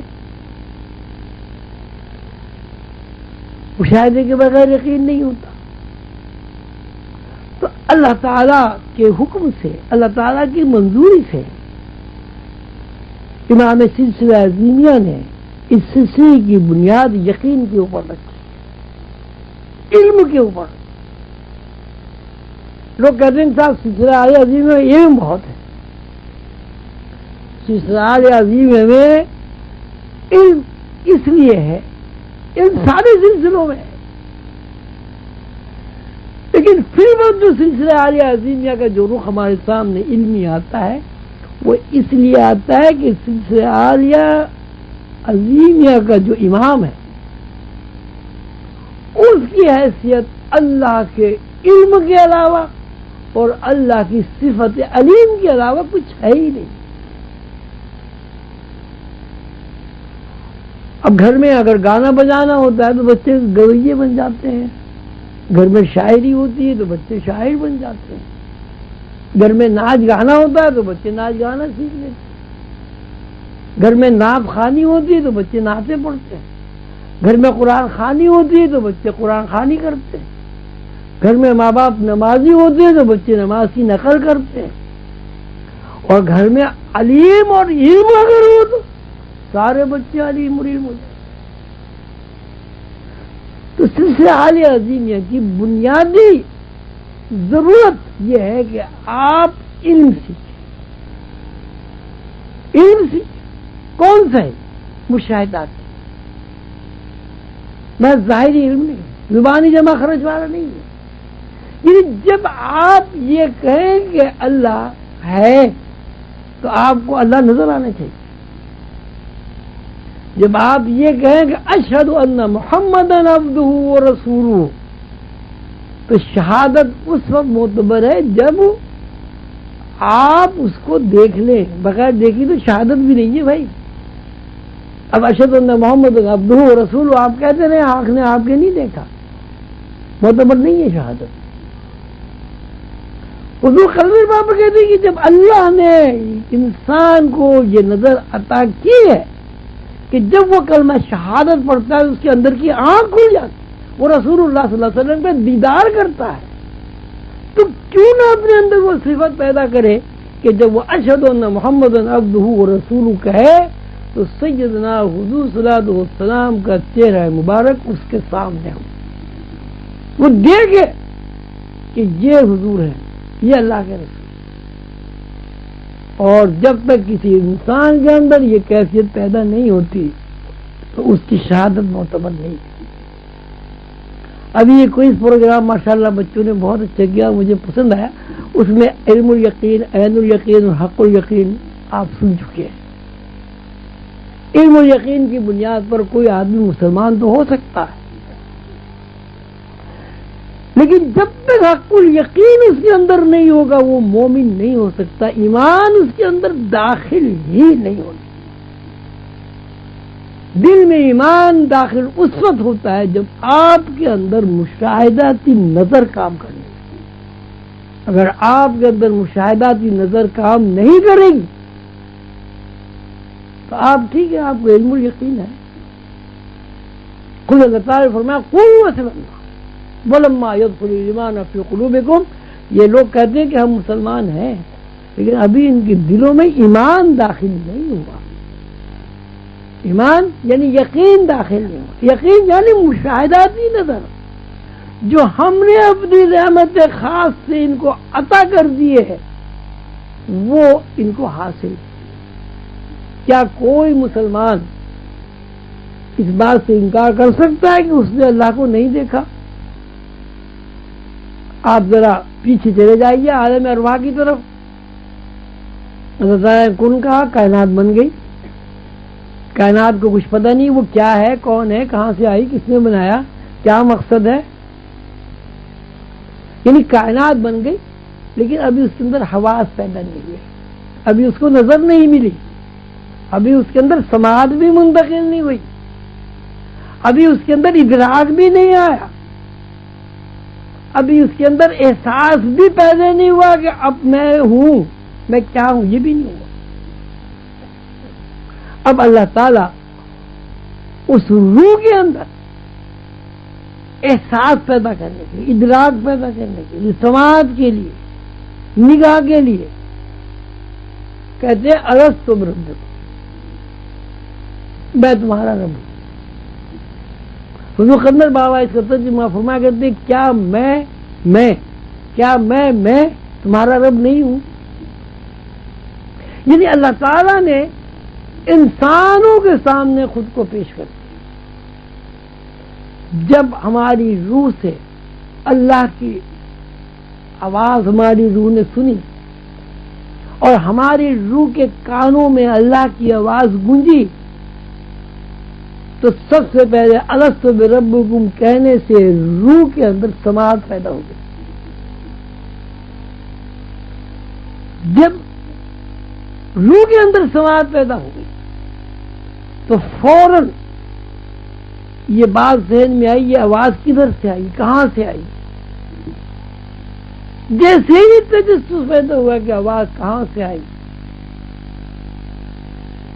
روح کی آنکھ نے تلاش کیا کہ آواز کدھر سے آئی، اور جب روح کی آنکھ متحرک ہو گئی تو اس نے یہ دیکھا کہ سامنے اللہ میاں بیٹھے. جیسے ہی روح نے یہ دیکھا کہ اللہ میاں سامنے ہے تو روح نے برملا اس بات کا اقرار کیا، قالوا بلا، کہ جی ہاں ہم اس بات کا اقرار کرتے ہیں کہ آپ ہمارے رب. یعنی اللہ تعالیٰ کی آواز جب کانوں سے ٹکرائی تو انسان کے اندر سماعت پیدا ہوئی. سماعت کی بنیاد پر کہ آواز کہاں سے آئی، انسان کے اندر تجسس پیدا ہوا. تجسس کی بنیاد پر جب انسان اس آواز دینے والی ہستی کی طرف متوجہ ہوا تو وہ ہستی نظر آئی. جب انسان نے اس ہستی کو دیکھ لیا تو اس کے اندر قوت گویائی پیدا ہو گئی، اور اس قوت گویائی سے اس نے اس بات کا اقرار کیا کہ جی ہاں آپ ہمارے رب ہیں. کون آدمی کہہ سکتا ہے کہ اللہ کو آپ نے نہیں دیکھا؟ اور اگر دیکھنے کی چیز یہ آنکھ ہے جس کا آپ ظاہری آنکھ دیکھتے ہیں، یہ تو آدمی مر جاتا ہے کچھ بھی نہیں دیکھ سکتا. بچہ پیدا ہوتا ہے کچھ نہیں دیکھتا، اس کی نظر آہستہ آہستہ ٹھیکتی ہے. یہ شعوری نظر جو ہے یہ بالکل فکشن ہے، عارضی ہے، اس کی کوئی حیثیت ہے. اصل نظر جو ہمیں ملی، جس اصل نظر کی بنیاد پر ہماری یہ نقلی نظر ہمیں منتقل ہوئی، وہ نظر ہے جو اللہ کو دیکھ چکی. پھر اللہ تعالیٰ نے یہ کہا الست بربکم، کیا میں تمہارے لیے رزق فراہم کرنے والی واحد ہستی نہیں ہوں؟ انسانوں نے کہا قالوا بلا، ہم اس بات کا اعتراف کرتے، اقرار کرتے کہ آپ ہی ہمیں وسائل فراہم کرنے. ربوبیت کا مطلب ہے وسائل فراہم کرنے والی ذات. اب آپ غور کریں کہ آپ نے سب سے پہلے اگر کسی کی آواز سنی تو وہ اللہ کی آواز سنی. آپ نے سب سے پہلے اگر کسی کو دیکھا تو وہ اللہ کو دیکھا. آپ کی زبان سب سے پہلے اگر گویا ہوئی تو قالوا بلا کہہ کر گویا ہوئی. اور قالوا بلا یعنی آپ ہمارے رب ہیں، یعنی اللہ کی ربوبیت کا اقرار کیا کہ ہماری کوئی حیثیت نہیں ہے، آپ نے ہمیں پیدا کر دیا ہے. کس طرح پیدا کر دیا ہے یہ ہمیں معلوم نہیں. اب جب تک آپ ہمیں زندہ رکھیں گے آپ کی ربوبیت کے طفیل ہم زندہ رہیں گے اور ہمیں وسائل فراہم ہوتے رہیں گے. تو انسان اللہ کو دیکھ بھی چکا ہے، انسان اللہ کی آواز بھی سن چکا ہے، انسان اس بات کو اقرار بھی کر چکا ہے کہ وسائل فراہم کرنے والی ہستی صرف اللہ ہے. اب جب وہ یہاں پیدا ہوتا ہے تو بالکل ریورس چلتا، الٹا چلتا ہے. اور وہ کہتا ہے صاحب میں کاروبار نہیں کروں گا تو روٹی کہاں سے کھاؤں گا، میں محنت مزدوری نہیں کروں گا تو بچوں کا کیسے پیٹ پلے گا. ارے بھائی جب تم ماں کے پیٹ میں تھا 9 مہینے تم نے کون سی محنت مزدوری کی تھی؟ وہاں اسی طرح جس طرح پیدا ہونے کے بعد تمہاری نشو نما ہوتی رہی، پیٹ میں بھی نشو نما ہوتی. تو روحانیت میں استغنا کو بڑی اہمیت ہے، اور استغنا کی تکمیل اس وقت تک نہیں ہوتی جب تک بار بار اس کی تکرار نہ ہو اور بار بار استغنا کی جو صورتحال ہے وہ مشاہداتی طرزوں میں آپ کے سامنے نہ آئے. حضور قلندر بابا اولیاء رحمۃ اللہ علیہ کا یہ فیض عام ہے اور اپنی اولاد کے اوپر ان کی رحمت ہے کہ وہ اپنی ہر اولاد کے اندر استغنا پیدا کرنا چاہتے ہیں. اور استغنا پیدا کرنا صرف لفظی اس میں بات سے نہیں بلکہ عزیزی بہن بھائیوں کو تجربات سے گزارنا چاہتے ہیں. 1 دفعہ 2 دفعہ 10 دفعہ 20 دفعہ 100 دفعہ کتنی مرتبہ آپ کسی بات کو اتفاق کہہ سکتے ہیں. تو ہمیں اللہ تعالیٰ نے جو وسائل فراہم کیے ہیں یہ بھی وسائل ہیں. اب دیکھیے یہاں جنگل میں ہم لوگ بیٹھے ہوئے ہیں, رات کے 2 بجنے والے ہوں گے, یہ بھی وسائل ہی ہیں. اور آپ سب لوگ میرے لیے وسائل ہی تو بنے. اگر آپ یہاں نہ بیٹھتے تو میں بیوقوف تھوڑی نا یہاں بیٹھ کے تقریر کرتا, درختوں کو سناتا. یہاں تو درخت بھی نہیں ہے. تو آج کی نشست میں باتیں تو بہت زیادہ ہیں, میرے خیال اب کافی وقت گزر گیا ہے. میں آپ سے یہ عرض کرنا چاہتا ہوں کہ انسان کے اندر اگر مشاہداتی نظر نہیں ہے تو وہ ہرگز اشرف المخلوقات ہے. انسان کے اندر اگر یقین کا پیٹرن نہیں ہے وہ ہرگز مومن نہیں. مسلمان ہو سکتا ہے, مومن نہیں, اللہ کے قانون نہیں. اور جب یقین کا ہی پیٹرن نہیں ہے تو انسان اشرف المخلوقات بھی نہیں. اشرف المخلوقات اس کو کہتے ہیں کہ جس کے اندر وہ سماعت گونجتی رہے, جس سماعت کی بنیاد پر انسان نے سب سے پہلے اللہ کو دیکھا تھا. اشرف المخلوقات وہ انسان ہے کہ جس طرح اس نے عالم ارواح کو میں اللہ کو دیکھا تھا, عالم جسمانی نظام میں بھی اللہ کو دیکھے. اللہ نے خود فرماتے ہیں جہاں تم 1 ہو میں 2 ہوں, جہاں تم 2 ہو وہاں میں تیسرا ہوں. کیا آپ کو نظر آتا ہے جب میں 1 بیٹھا ہوں تو جب اللہ کہہ رہا ہے میں 2 ہوں تو کہ نعوذ باللہ اللہ تعالیٰ کوئی غلط بیان نہیں کر رہے. جب اللہ نے کہہ دی جہاں تم 1 ہو میں دوسرا ہوں تو اللہ موجود ہے. لیکن اللہ اس آنکھ سے نظر آئے گا جس آنکھ سے آپ اللہ کو دیکھ چکے ہیں. گوشت پوش کی آنکھ سے نظر نہیں آئے گا. اللہ تعالیٰ فرماتے ہیں میں تمہاری رگ جان سے زیادہ قریب ہوں. جب اللہ نے کہہ دیا کہ میں رگ جان سے زیادہ قریب ہوں, اللہ رگ جان سے زیادہ قریب ہے. آپ کہیں گے کہ صاحب میں تو نظر نہیں آتا, اللہ تو رگ جان سے زیادہ قریب ہے. تو کوئی آدمی آپ سے کہہ سکتا ہے میاں تم اپنی جان سے واقف ہو, آپ کے پاس کیا جواب ہے؟ کیا کوئی اتنا بڑا مجمع یہاں ماشاءاللہ ہے, کوئی ایک آدمی یہ کہہ سکتا ہے کہ اپنی جان سے وہ واقف ہے؟ کیوں بھائی, کوئی ہے ایسا آدمی؟ جب آپ اپنی جان سے واقف نہیں تو جان سے جو قریب ہے اس سے آپ کیسے واقف ہیں؟ جان سے مراد روح, جان سے مراد آپ کی اصل. جب آپ اپنی روح سے واقف نہیں تو اللہ کو آپ کیسے دیکھ لیں؟ اللہ تعالیٰ فرماتے ہیں وہ فی انفسکم افلا تبصرون. یہ کس قدر نادان ہیں یہ لوگ. اللہ تعالیٰ فرماتے ہیں میں تمہارے اندر موجود ہوں اور تم مجھے دیکھتے نہیں ہو. کیسی عجیب بات ہے کہ میں تمہارے اندر ہوں تم مجھے نہیں دیکھتے.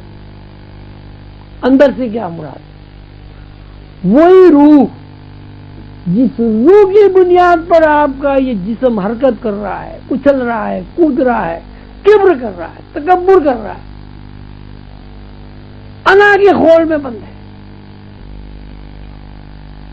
وہی روح اگر آپ اس کی حقیقت کو پالیں تو آپ کے اندر نہ کبر رہے گا, نہ تکبر رہے گا, نہ انا رہے گی. اس کی وجہ یہ کہ آپ جب روح کو پالیں گے تو آپ کی وجود کی جو اصل ہے وہ آپ کے سامنے آ جائے. اور جب تک آپ اس جسمانی نظام کو سب کچھ سمجھتے رہیں گے تو روح پردے میں رہے گی. اور جسمانی نظام کو سب کچھ سمجھنا سوائے جہالت کے نادانی کے کوئی بھی بات نہیں آپ سمجھ آتی، نہ ہماری سمجھ میں آتی نہ آپ سمجھ۔ اگر یہ جسمانی ہی زندگی سب کچھ ہے تو یہ جسم برباد کیوں ہو رہا ہے، مر کیوں رہا ہے، مٹی کے ذرات میں تبدیل کیوں ہو رہا ہے؟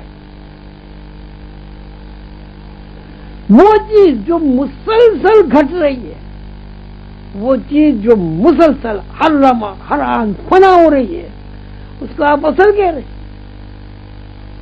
اور جس ہستی کی بنیاد پر یہ جسم چل رہا ہے، پھر رہا ہے، کھا رہا ہے، پی رہا ہے، سوچ رہا ہے، لکھ رہا ہے، اس کی طرف کبھی انسان توجہ ہی نہیں کرتا۔ اور جب توجہ ہی نہیں کرتا تو ظاہر ہے وہ چیز کیسے آپ کے سامنے آئے گی؟ آپ راستہ چلتے چلے جائیے کسی خیال میں مگن، یہاں سے ٹیڈی کے دفتر تک چلے جائیے، آپ واپس آ جائیے، میں آپ سے پوچھتا ہوں راستے میں کتنے کھمبے ہیں، آپ مجھے بتا دیجیے۔ میں آپ سے یہ پوچھتا ہوں راستے میں کتنی جھاڑیاں آئیں، کیا کوئی کتا نظر آیا آپ کو؟ جی ہمیں تو پتہ نہیں۔ کیوں؟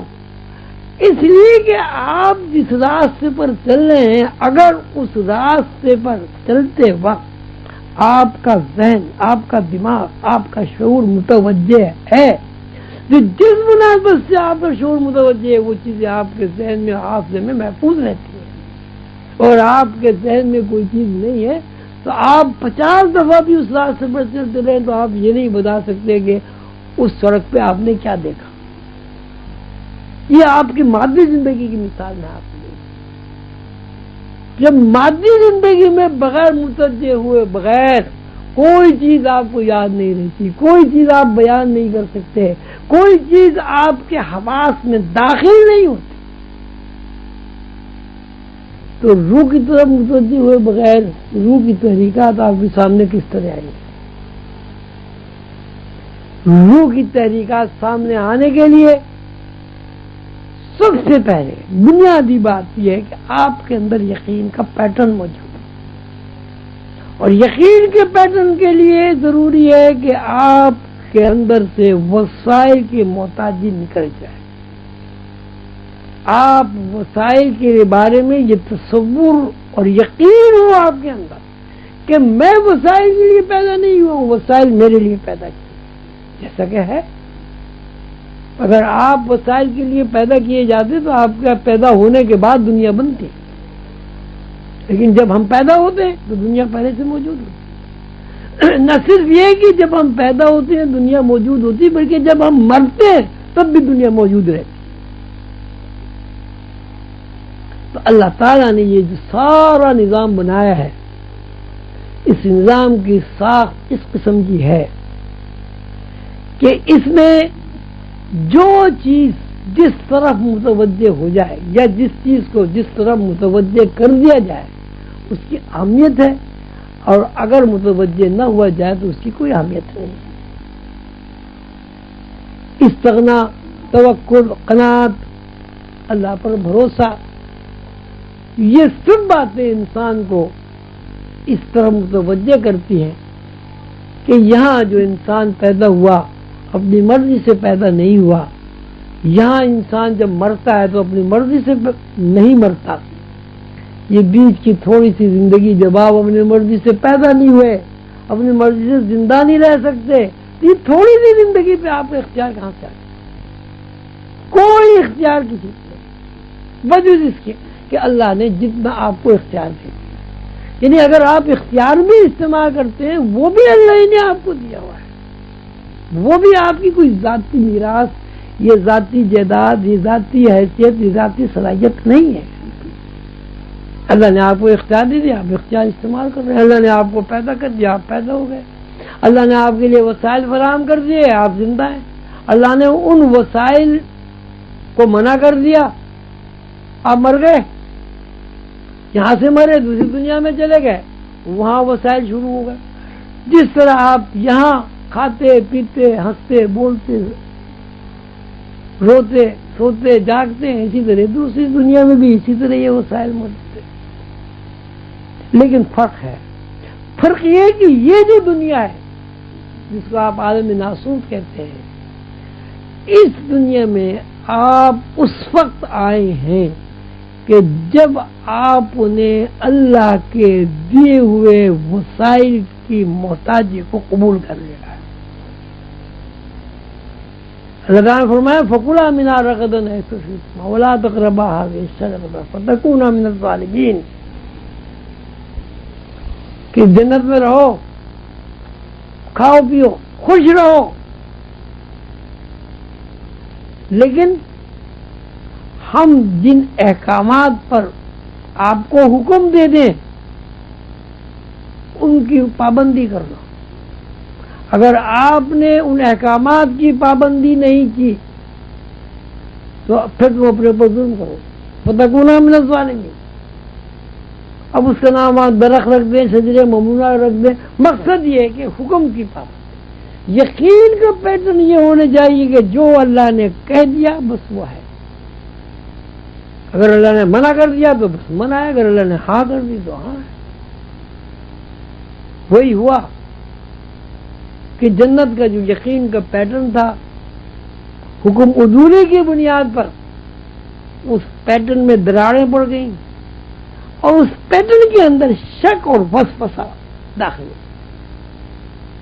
جیسے یقین کے اندر شک اور وسوسہ داخل ہوا، یقین مغلوب ہو گیا، شک اور وسوسہ غالب ہو گیا، اور جیسے ہی شک اور وسوسہ غالب ہوا ایک ایسی کیفیت انسان کے اندر پیدا ہو گئی کہ جس میں نہ ٹھہراؤ ہے، جس میں نہ قرار ہے، جس میں نہ استحکام ہے، جس کو نہ قیام ہے، یعنی آدمی پیدا ہو گیا شعوری طور۔ یہ شعور جس کو آپ کہتے ہیں یہ اس کے علاوہ کچھ نہیں ہے کہ یقین کی تبدیلی اس طرح کہ یقین کمزور ہو جائے، اس کا نام شعور۔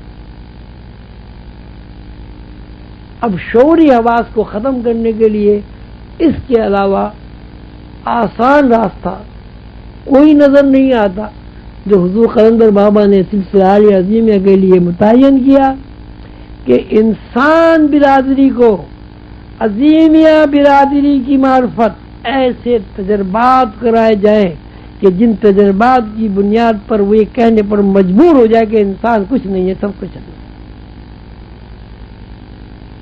یہی حضور قلندر بابا اولیاء رحمۃ اللہ علیہ کہ ہمارے اوپر رحمت ہے، عنایت ہے۔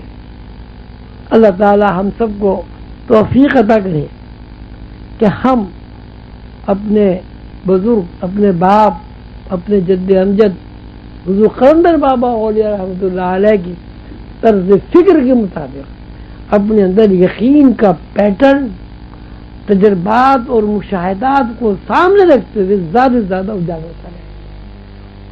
جیسے جیسے یقین کا پیٹرن ہمارے اندر اجاگر ہوتا چلا جائے گا اسی مناسبت سے ہم پہلے جنت کی زندگی میں لوٹ جائیں گے،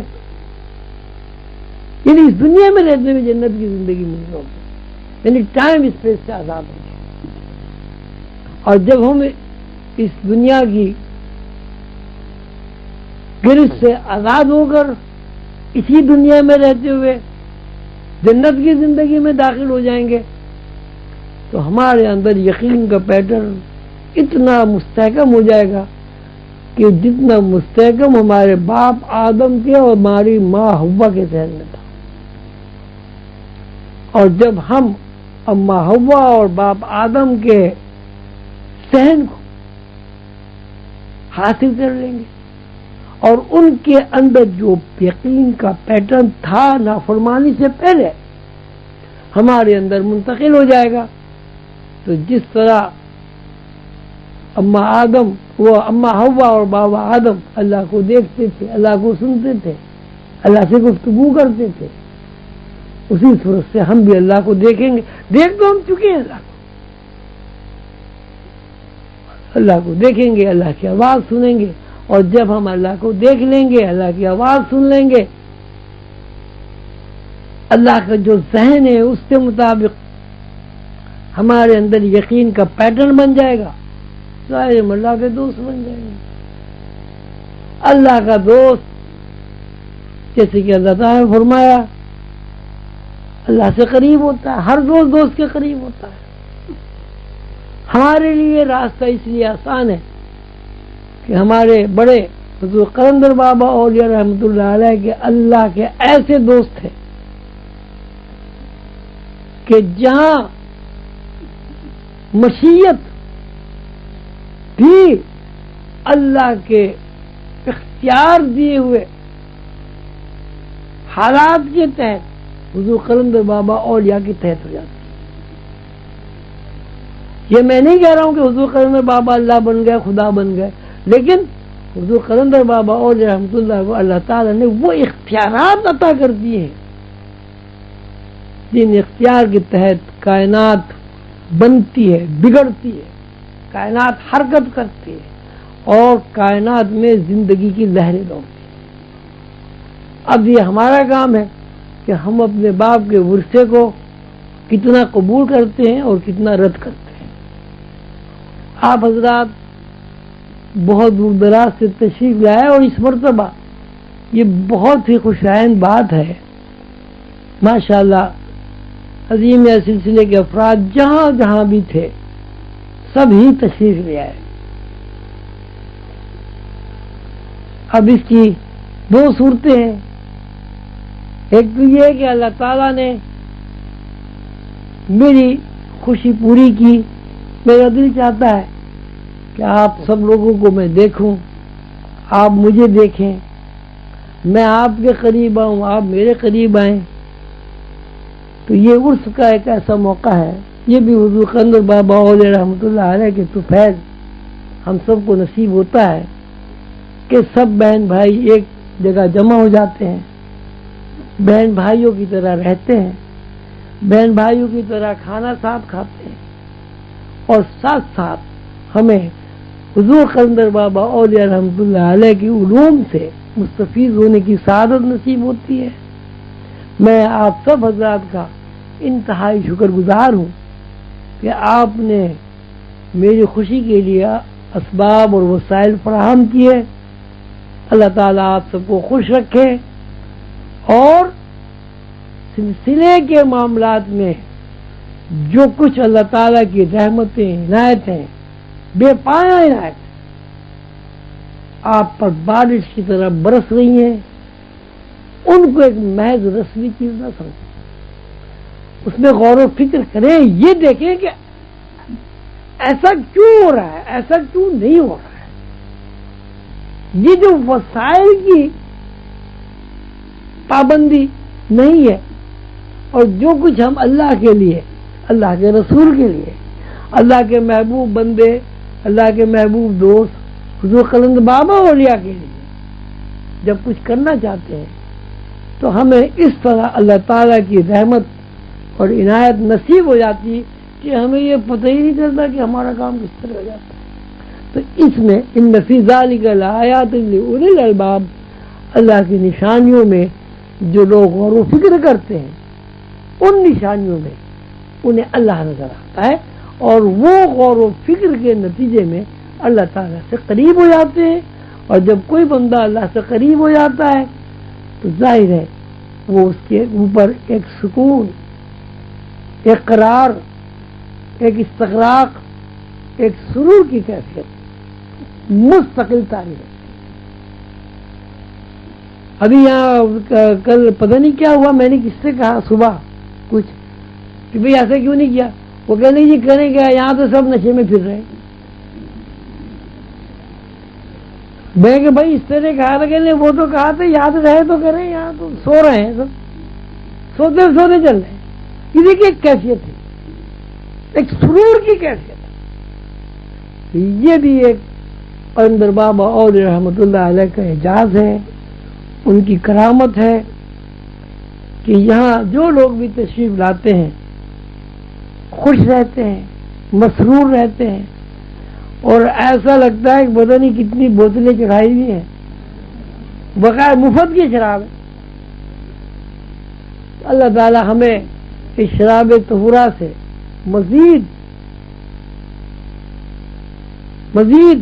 کیا کہتے ہیں سیراب ہونے کی ہمت اور توفیق عطا فرمائے اور ہمارے اندر اللہ کی محبت راسخ ہو، اللہ کے رسول صلی اللہ علیہ وسلم کی محبت راسخ ہو، سیدنا حضور صلی اللہ علیہ وسلم کے طفیل، سیدنا حضور صلی اللہ علیہ وسلم کے لخت جگر، حضور قلندر بابا اولیاء رحمۃ اللہ علیہ کے طفیل ہمیں ہمیشہ خوشیاں نصیب ہوں، اور آلام اور پریشانیوں سے، بیماریوں سے، دکھوں سے اللہ تعالی ہمیں حفاظت فرمائے ہماری، اور ہمیں محفوظ رکھے۔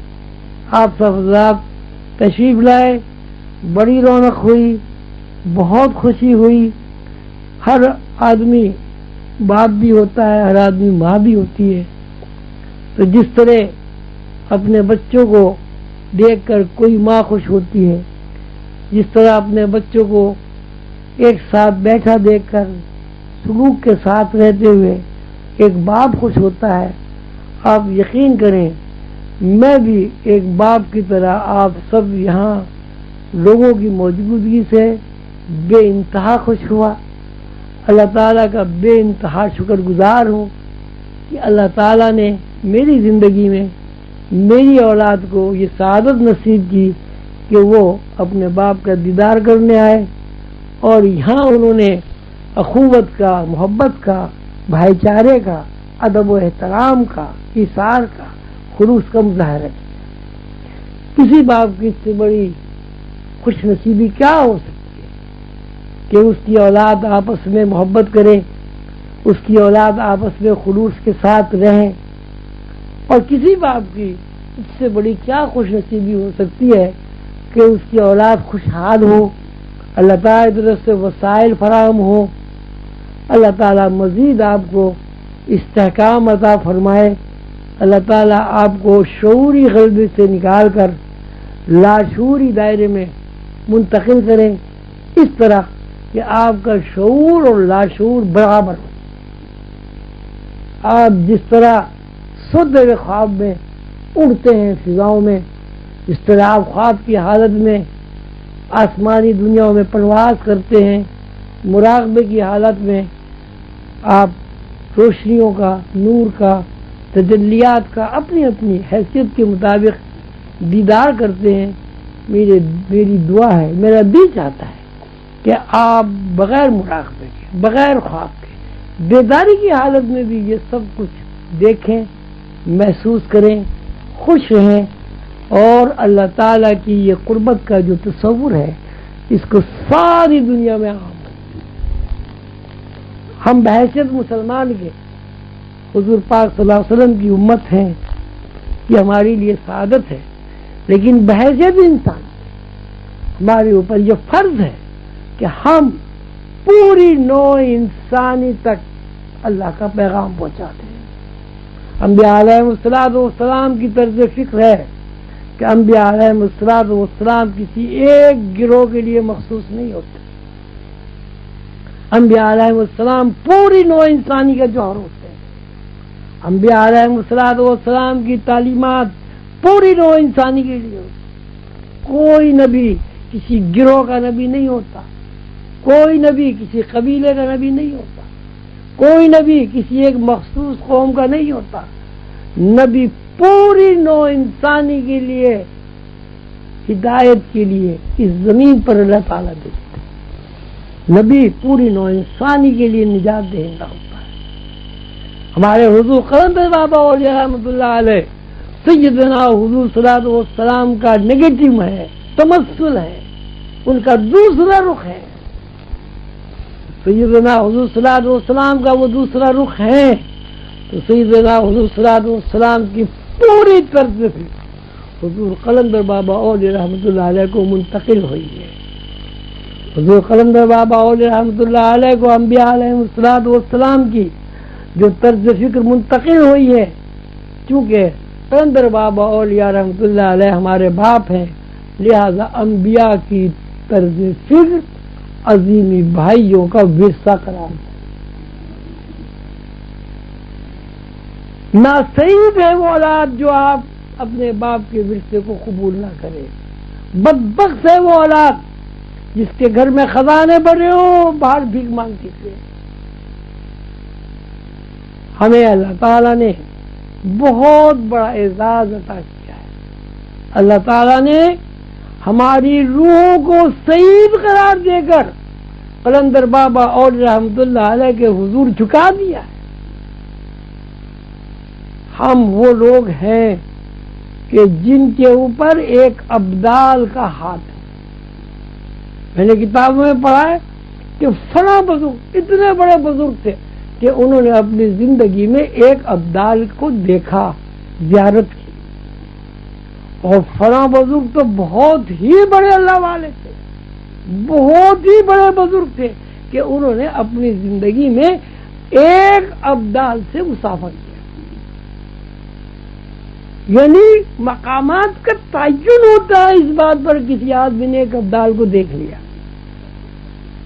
روحانی مدارج میں ترقی ہوتی ہے اس بنیاد پر کہ کسی اللہ والے نے کسی ابدال سے مسافہ کر لیا۔ ہم تو بھائی ابدال کی اولاد ہیں، ہمارا ورثہ روحانیت کے علاوہ کچھ، ہمارا ورثہ بحیثیت علیم کے، بحیثیت صفت علیم کے، ہمارا ورثہ علم کے علاوہ کچھ، ہمارا ورثہ بحیثیت یقین کے، چونکہ ہمارے قلندر بابا اور رحمت اللہ علیہ رسول اللہ صلی اللہ علیہ وسلم کے تمثل ہے، تو ہمارا ورثہ یقین کے علاوہ کچھ نہیں۔ اگر ہمارے اندر شکوک و شبہات آئے، اگر ہم وسوسوں میں مبتلا ہیں، تو اس کا مطلب یہ ہوا کہ ہم اپنے باپ کے ورثے سے دور ہیں۔ اپنے باپ کے ورثے کو جو اولادیں حاصل نہیں کرتی وہ اولادیں ناخلف ہوتی۔ دعا کریں کہ عظیم یا سلسلے کے جتنے بھی افراد ہیں وہ ناخلف اولادوں کی صف میں شامل ہوں۔ دعا کریں کہ اللہ تعالیٰ نے ہمیں جو سعادت عطا کی ہے سلسلہ علی عظیم میں داخل ہونے کی، ہم اس سعادت کی پاسداری میں اپنا تن من دھن سب کچھ رکھیں، اور ہمارے اندر ایسی صفات پیدا ہو جائیں جو صفات اللہ چاہتا ہے اور جو صفات اللہ تعالیٰ نے ہمارے حضور قلندر بابا اولیاء رحمت اللہ علیہ کو منتقل کیے ہیں۔